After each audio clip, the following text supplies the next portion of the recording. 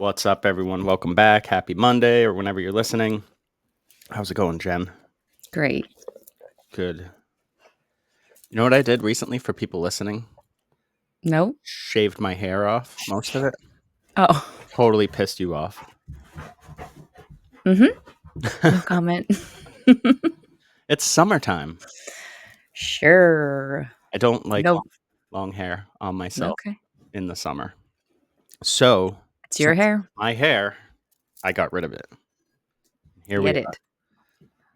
All right. So I want to start with we got our first fan mail, it's called. So if you go on the Apple app where you listen to podcasts, Apple Podcast, it's called. If you look at the top of the description there, it says send us a text message. Oh, yeah. So somebody went through and sent us one. And actually, you know what? Let me pull it up and I'll just read it. Give me a second. It's about podcasting. And I don't know who this is because it doesn't, to protect you, it doesn't give us any information. It just gives me your about location and the last four, I would imagine. Yeah, definitely the last four of your cell phone. So this person wrote, "Hi, I want to start a podcast and have absolutely no idea where to start. I Googled it, but the results were overwhelming. I am hoping you can give me advice on where to start." Great question. So, That advice would come from you, well, Todd, not I me. think both of us. And what I'd like to do is I'd like to put together an episode on this because I've had actually a few people ask that, and I think we could help and simplify things. But for now, I didn't want to ignore people because I'm hoping to get more of those fan mails. Right. So I would say the biggest piece of advice to get started before you really dive into anything or everything that you're going to have to do is figure out what you want your show to look like and what you want your show to be. Goes back So, to starting a business. What's your mission, core values, and vision? yeah. And with a podcast, like, what are you trying to accomplish? Where are you going to Yeah. be recording?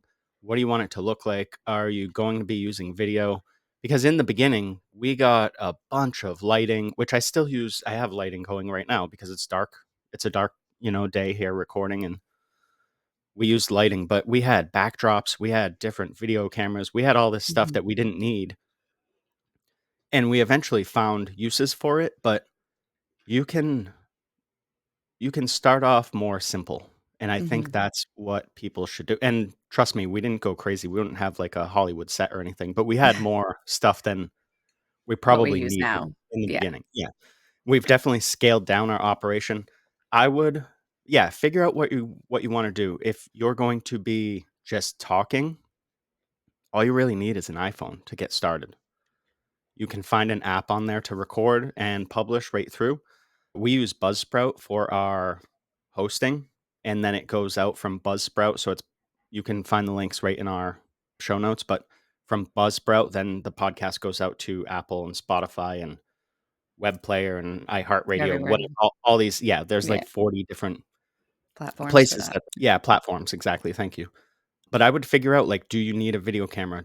Do you Are you going to be interviewing people? If you are, we use Squadcast, which is what we record on here, and you can do Now, we didn't that. used to. That's new for us. Yes, exactly, and it's new because we pair it with another software called Descript, which we use for creating our content, and I actually use it for editing now. It will transcribe your podcast, so all you do is record. So what we're doing right now, we just record, we load it into Descript, and Descript creates transcripts, and then you edit your podcast like it's a Word doc.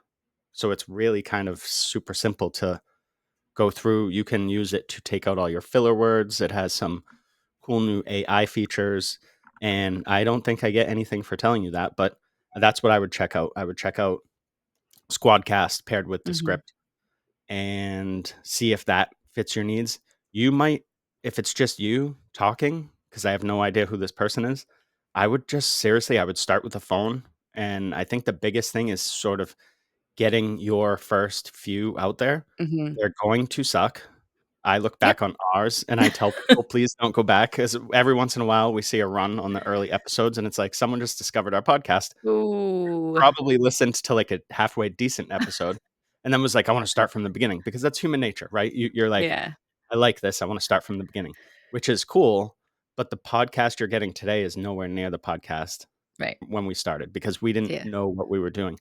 But it's important to just But get you have those to first start. Yeah. yeah, you have to get those first few episodes out there, And then committing to be a schedule. consistent. Yeah, Yeah. committing to a schedule so we don't miss a Monday regardless, and we've had times where we had to record an episode on a Monday. Yep. We have a we have a business, we have 3 kids, a dog, a snake, our relationship, a house, All kinds of things. family, like, we have a lot of stuff going on, so it happens. It's an imperfect Mhm. system, and we try to batch record. We've already talked about in the fall, that will be a lot easier. For us, like, it's Sunday, and I'm recording this episode for Monday. Right. Is it ideal? No, No. but it sticks us to our or it keeps us honest with our schedule, Yeah. and we're on this is episode 146. We haven't missed a Monday. The only hiccup I can think of is one time I hit the wrong date, so the podcast published on Sunday rather than Monday, and that happens too. You're gonna make mistakes. So I didn't take it down. I left it. Challenge, I guess, people to find that one that's off in there. Probably Mm. just look at I the think dates and see, I like but where you said is if it's one person just using your phone and whatever that app was, I'm sure you'll put that in the show notes too, and just get started. And the goal there would be is who are you speaking to? What does your audience look like? Or what are you trying to put out for information?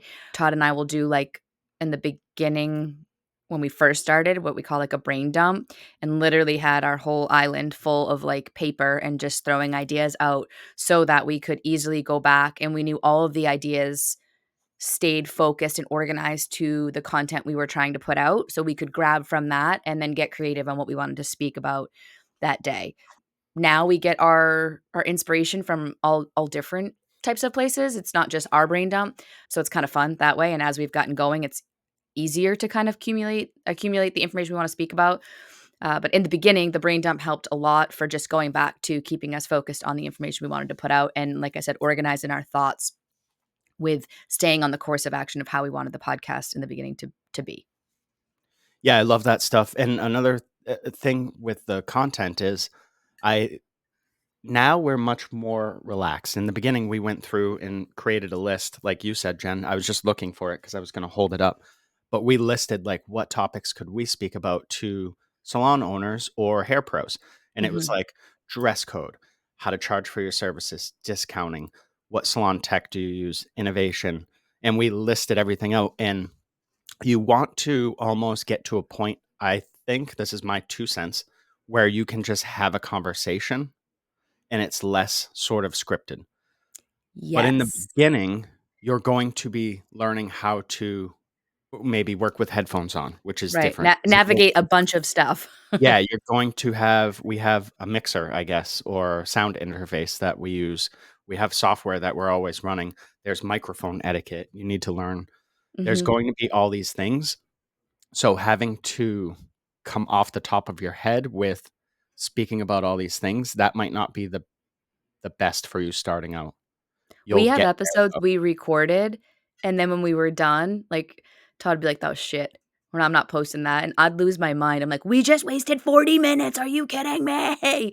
We have to Yeah, figure it out," and it would be like, "No, that's shit, we're not doing it." We had an interview, whole interview, the sound was off, neither one of us said anything, and then at the end, I'm like, "That was really hard to understand what we were like, what all us with the person we were interviewing," and Todd went back there, he's like, "Well, maybe, when it gets transcribed, it'll just work itself out," and it was a shit again. So we had to like notify the person that was part of that interview, like, this isn't worthy of like being published. Like it's bad. But again, that was our time. So we have a bunch of episodes that just either didn't fit the integrity of what we were trying to put out, or just things didn't work out like we planned. And now we have to redo them. So that happens too. And it's frustrating, but the goal for us was just keep putting out good content. And I love how we've grown into this more kind of flowing nature of just like having a conversation. To me, that's the type of podcast I listen to. I don't like the ones that are super structured, like do this, do that, and are just, I don't know, they're too structured, I guess. So yeah. it's been Um, fun kind of growing into who we are today, you know?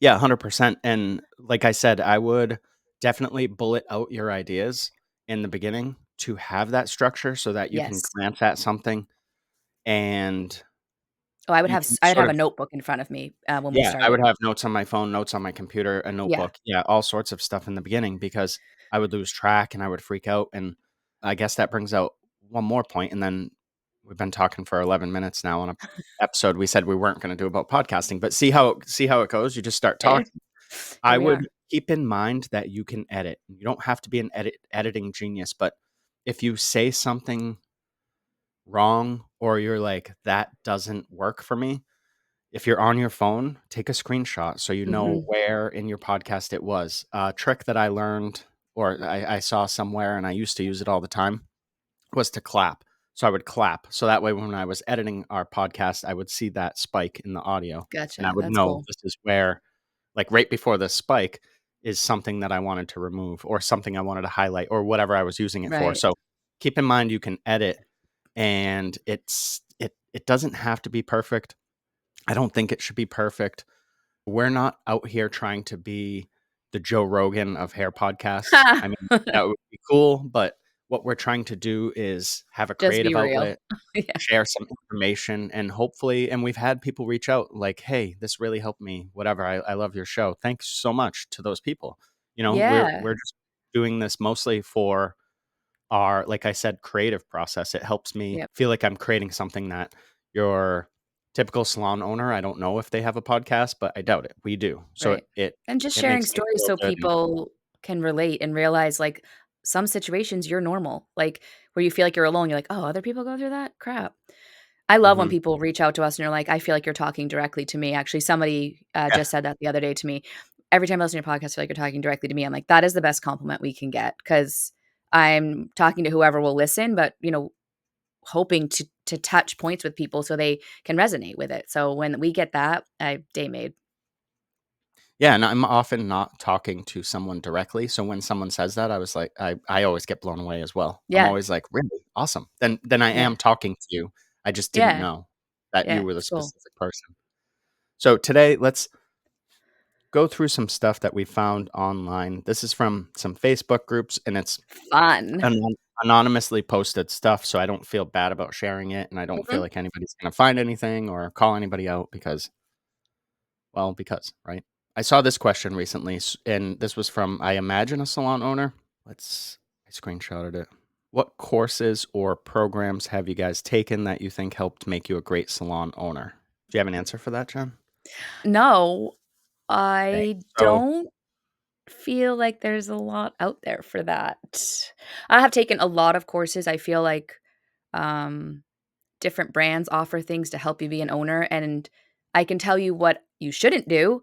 I've gone into some of these, and they always have, like, a salon owner that, like, is profiting whatever their percent is, and they know all, like, the secrets, and they'll give you this, like, just blanket advice, like, "You should do this. If you do this in your salon, you'll be where I'm at," which to me is the worst fucking advice you could ever give because that person's salon and your salon are not the same. It may have worked for them, but I do not like at all, and I think it's very, very, very bad advice to tell other salon owners, like, "If you do what I did, you'll be successful." It and they will listen because just like that person put in the group, they're literally like, "Somebody help me. Like, what can I do?"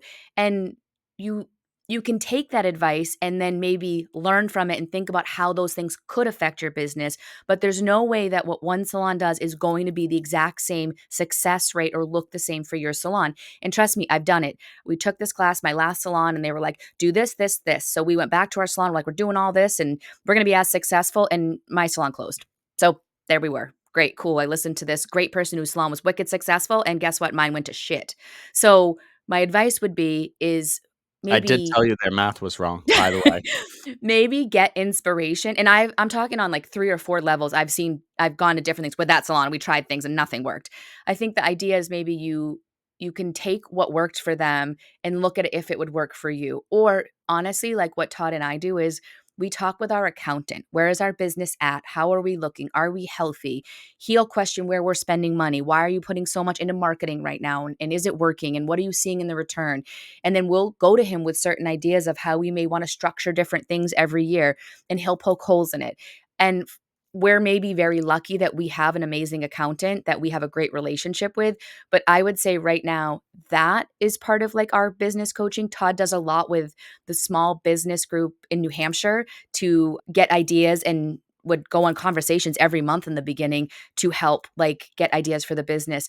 But to me, there's no black and white course to just be like, actually, there are some out there. So if you want to implement those, go right ahead. But to me, it's really looking at what would work for your business. What are you trying to grow in your business? What things need to be like looked at right away? And then maybe you find a business coach that helps you grow your business, doesn't tell you what to do, helps you find the answers that will help your business. If you're looking for someone to tell you what to do, you probably shouldn't be running a business. I'll be honest. That was very long-winded, sorry. That's okay. So I have my answer is a little different than yours. I think we need to reform the question. So what courses have you taken that make you a better salon owner?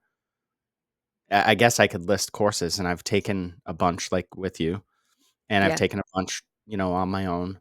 and read some And books. I've read a bunch of books and all that stuff. And I think what it boils down to is asking the question, who are your people and who do you align with? So who Love out that. there, if you're looking for a salon coach or a mentor or a whatever, who are you going to like jive with? Who are you going Mhm. to flow with? Because you can take all the courses in the world, and if you don't apply anything, it didn't do Yep, anything. So the act of taking the course is really not what you're looking for. right. It's like If the that makes stylist that takes all the online education but never applies any of it, right? Yeah, you have to apply some lesson or principle or something, or else it doesn't matter. And you could go to the best business school in the world and come out Mhm. and not apply any of that knowledge. And the Right. act of going to that school did nothing for you. I Waste think of a your lot time. of people think, and I said this, I think even in our last podcast, I think I posted it as a clip on Instagram, but a lot of people think if I take a class, that's setting me apart somehow. It's not the Mhm. class that sets you apart, it's what you do with the information after. Correct. That's the And key. that's why we strongly believe in the non-cookie cutter approach, because we've taken a Mhm. bunch of the cookie cutter stuff and it needs to be reworked for you so much that as an individual person and business owner and what you wanna get out of your business, that it's not worth reworking. You might as well just do your own thing at that Right, point. right. And if you like Jen said, if you follow it word for word how they want to, like, it's we've seen it firsthand, it's devastating, Mhm. devastating to a business. We had, stuff happen at Hello that was just set us back, like, 2 years, Yep. and you get sucked up in stuff and you're like, "Oh, this is gonna work, I'm just gonna go for it," and if you don't put a lot of time into poking holes in stuff, which is another thing that I would highly suggest that you do, not just find someone and be like, "This person's brilliant. This person's gonna save my business." No, you should be interviewing them constantly. Like, "Why Yeah. is this gonna work for me? Why are you telling me this? Is this what you Right. tell every person?" Like, Right, right. do you has the person even asked you what your mission is for your business or what your core values are? Mhm. If they haven't, run. Like, they Yeah, should be for wondering sure. what you're after. Instead, what I see a lot of, and I would avoid this person looking for courses. If you're listening, you're probably not. I would avoid those people that are like, "This is just the way to do this, period." Yeah, mm-mm. It's just it doesn't work. I So think too, what's really cool what Todd just said is understand. So we've been in both of us have had businesses for a very long time. Like, I don't know, I think it's 40 something years combined, like of where we're at. And through that, we have fallen on our face a shit ton of times yeah. and learned every single time from that. So a lot of times the failures that we've faced, even though they're extremely difficult to face, we have become a better business owner every time. So every time we're like, why did that fail? What did we do wrong? What didn't we do to see that this was coming? And that has been really why we are where we are today. It's not easy to fail, but you will fail. It's inevitable. So realize that and enjoy the successes I as they think come, but the the opposite. failures are where you learn. I think the opposite, it's easy to fail, you're going to. Yeah, Start a true. business, you're gonna fail, it's wicked easy. True. True. I get what you're saying, it's not easy to deal with the failure, Yes, the but feeling of I knew failure is yeah, awful. I knew what you were saying, but Yeah. And the like you said, we had one, it took us 2 years to get out of. It was just a poor choices that we made, but it was one of those, like, dig deep, here we go, where it's a marathon, and are we doing this or not, you know, and how are we getting there? And that was a day to day, week to week thing of just keep going. and we had already decided that we weren't quitting and we weren't giving up as Yeah, much as that you this are when I think it's really easy too, so here's a little side note. If you have a business partner and they're your spouse, it is so easy to be like, "I'll just walk away from this if you want. You can have it all if you want." Like, it's so easy to I'm do out. that, and I wouldn't do that. I would No. commit to each other, and like Jen and I have over, I would say even this past year, like, we're not walking away from this. We're already talking about our what our next lease looks like and Yeah. what our plans for the future of Hello are, and we're going to be passing year 5 soon, and it's just you gotta stick with stuff. I Mhm. guess is what you're saying is what you were Yeah. saying and what I was trying to sort of back up, but Pivot, yeah, innovate at times, but yeah, you have it's so and you have easy. to know what you that mission and core values and vision is really why we're still here. We go back to that, like, what are we doing? Why are we doing Every day. it? Yeah, Are we doing it? Like, it keeps us real, it keeps us honest, everything. yeah, and it is very difficult to get up from being smacked down, and some days it Yep. feels like you get smacked down, smacked down, smacked down to where Yeah. you're like, "If I could just find a course that tells me what to do," but Yeah. that's not going to make you more resilient, and that's not going to build your fortitude. Right. So, yeah, there you go. Here's another question. So, what systems do you use to avoid color waste? And then what I wanna highlight is not necessarily the answer, and I'll let you answer this question in a Yeah. second, but in the comments, this is what you see. Everyone lists, like, who they use and then writes, "is the best." So, by default, all these companies cannot be the best. There can only be one best. Best, in my opinion here, is going to be subjective. It's the needs of Yeah. your individual business. And that is something that people are rarely taking into account is what you're looking for. They wanna get on their soapbox and tell you what's the best from their perspective, Mhm. and they've probably only used 1, maybe 2 of these systems. I'd be shocked if it's 2 Right. because it's a pain to change stuff.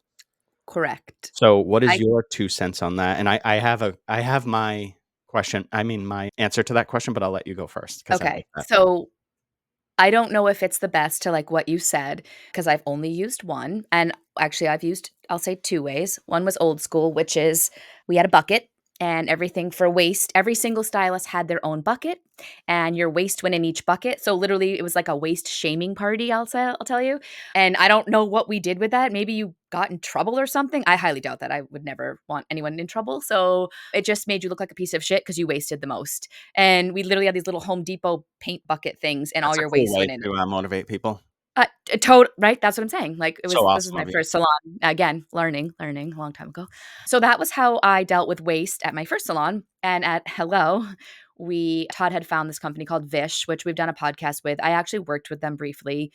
I'd say I don't know if they are the best for color management, but the things they stand for, how they align themselves, it works for what we're doing at Hello. So Vish is who we now use. It stores the formulas, you reweigh, it helps with color waste, and basically it really helps to coach our team just on percents of color waste. Like, hey, you're not reweighing your bowls. I don't, there's no shaming, there's nothing. At this point, it's just the standard that it's not, we don't even talk about it. Like, it's just takes it care of color waste. It helps us with overusing product and having product charges go to the client so that there's really no waste on the side of color and on the side of cost.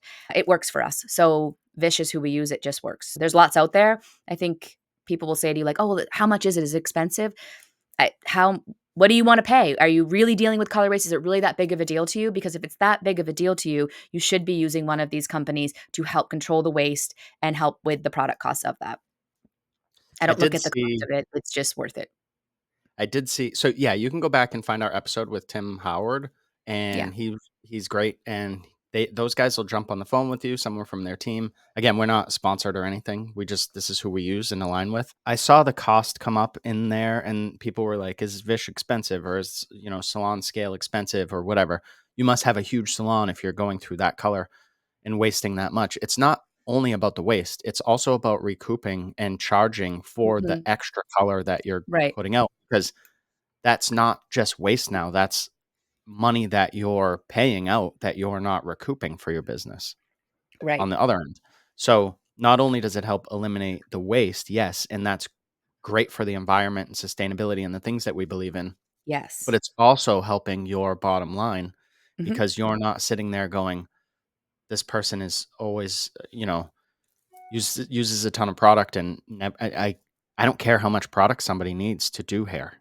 It doesn't matter because we're charging for it. Yeah, totally. And It also without a is way to track, you're not charging for it, and you're just leaving dollars on the table, and that's silly to own a business and not try to collect those yeah. dollars.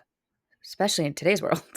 With Vish, it also helps you realize, like, per cost, what each employee is really costing you, like, how much waste is happening, and you can see kind of where that is, and it's just a different way to look at it, and it gives you in real time so you're not guessing, like, I know a lot of people, probably 90 something percent of you are gonna relate to this, like, they just charge an arbitrary number for an extra bowl of color, like, $10 for the extra bowl. But they don't know if that $10 is enough for covering it, if it's too much, like, they have no clue. So, what these other, like, Vish and Salon Scale and those do is that it accounts for it in a way that it's actually accounting for what you're using. So, there's just integrity behind that. Like, when we used to do at my first salon, employee color, when they got their hair done, we'd just be like, "Oh, it's probably 20 bucks, just cover it." Now, I'll tell you this, it probably is most often around that price, but in Vish, we now have employee color, and it counts for everything they use, so when they check out themselves, they know exactly how much color they use, and they're paying for it. So, it's again, it just we're using it on all different levels.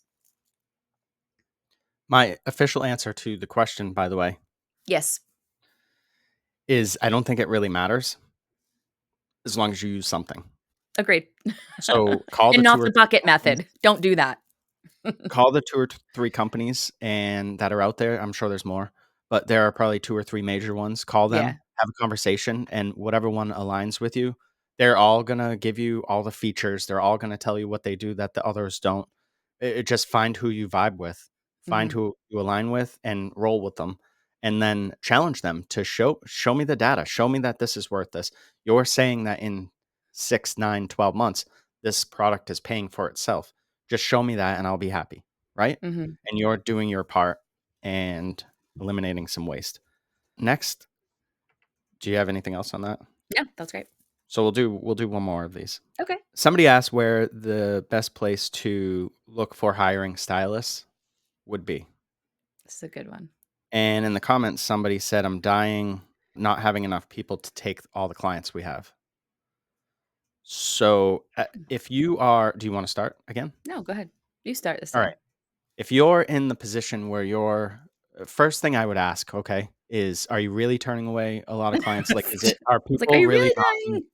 yeah, are people really knocking your door down every day? Or are you like getting an inquiry and Right, somebody's calling to maybe come in? right. Because those are 2 different things. So we have days at our salon that are like slow, nothing's happening. And I know this is with every business, but Yeah. we do have more and more often now days where the phone is ringing off the hook and people are stopping in on the weekends. And, dads are bringing their sons in for last minute haircuts. And sometimes we have people available, sometimes we don't.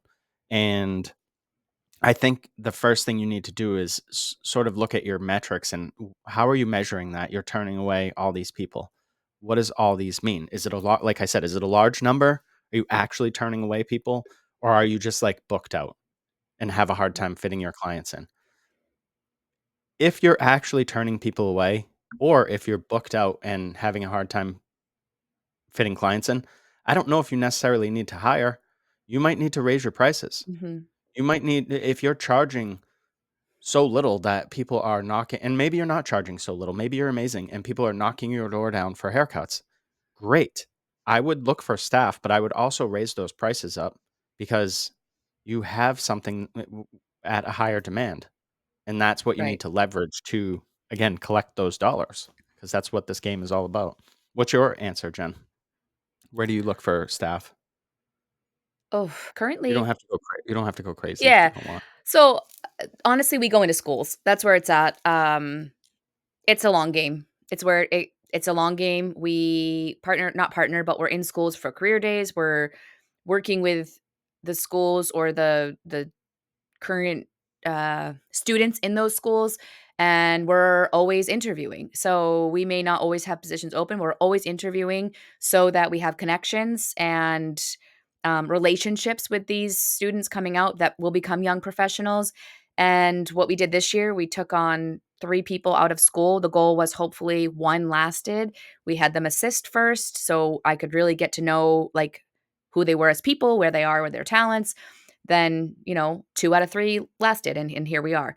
So, the school is where they're coming from. You can pray to all the hair gods that someone with a clientele is gonna show up and they're talented, and maybe you get that. That's a I don't know if long this shot. person is looking for that though, because they said in their question, "We're turning clients away." So I don't know if they're So, looking for I some think you clientele if that would hurt them. Not hurt, but yeah. you know what I mean, like, So, I guess either you are going to the schools like I said, but again, that's a long game because you need to then train them coming out of school. They're coming out with a foundation, that's it. We all know that out of school, you're eager to learn and you need to teach them. You could right, and they're not gonna also be taking clients right out of school for the most part, what we've right, seen. you're gonna have to you're maybe if you are that busy person, like you said, that needs to raise their prices, maybe you could use an assistant for a little bit and that could be your training and Sure. really working with them one-on-one, depending what that program looks like for you. Um, we tend to also get a lot of stylists from other salons that come into our salon and get their hair done, like, not a ton, but a good amount, and I try to make connections with Good them amount. and the atmosphere and the culture in Hello generally is like there's sometimes people will be like, "I wish I could work here." I'm like, "Well, we're always open to a conversation if you wanna talk about that." And recently, we've got some kind of year-ish stylists in the industry that came onto our team, which that helped in a way. They have a stronger foundation than coming out of school, and I was able to work with them pretty quickly to get them up and running, and they could fill in where we were needing people to take the business that was coming in. So I think it's like Todd does a lot of work with our social media, which looks pretty to clients, but also to staff. That's what they're looking for is people that have a strong online presence, a good social media looking platform. So that does attract other stylists. And then we work with the Has schools to match. to what's that? It has to match. Yeah. So and then Don't we put out work with fake the stuff. Your social true, media right? So our needs to social media really vibe needs to represents who we reflect how are. it's going to be when you walk in, because I see a lot of people's pages that are sort of representing or marketing this one thing, but when you get to their space, you're Right. like, "Wow, this is not what that looks like at all." Correct. So make sure So you're it's matching. It's 2. It's the school, and then it's all the work you put in to get attract people that are like, that looks fun to work at. I should check that out." So, I guess it's just that's where it's at. I did see it might have been on that poster somewhere else, like, someone's like, "Oh, use Indeed," and I think, like, 20 years ago, people used Indeed. I mean, go nuts. Maybe that is where the people you're trying to attract are, but I really think it's in the schools, and then it's how you're performing on Google and on your platforms of social media that will attract the right people. And again, it's a long game. I don't might get someone overnight, but usually it's the work you're putting in. I stand by my super simple answer. I think in the case that you are truly turning away a ton of business, raise your prices and a lot of your problems Yeah. will be solved. You have to have hard conversations probably with yourself. Yep. Your clients will stay. But anyways, Been there. that's what I do. All right, cool. Thanks, Jen. Thanks everyone for listening. If you are listening, go ahead and drop us a text in that fan mail. Yeah, Just it was go on, fun. send us a text message, and yeah, super fun. And I don't know, maybe we'll do something with that and we'll have prizes or something. I feel like we can have some fun with that. I And love games and I love prizes. I'm in. all right, thanks for listening. Bye, everyone.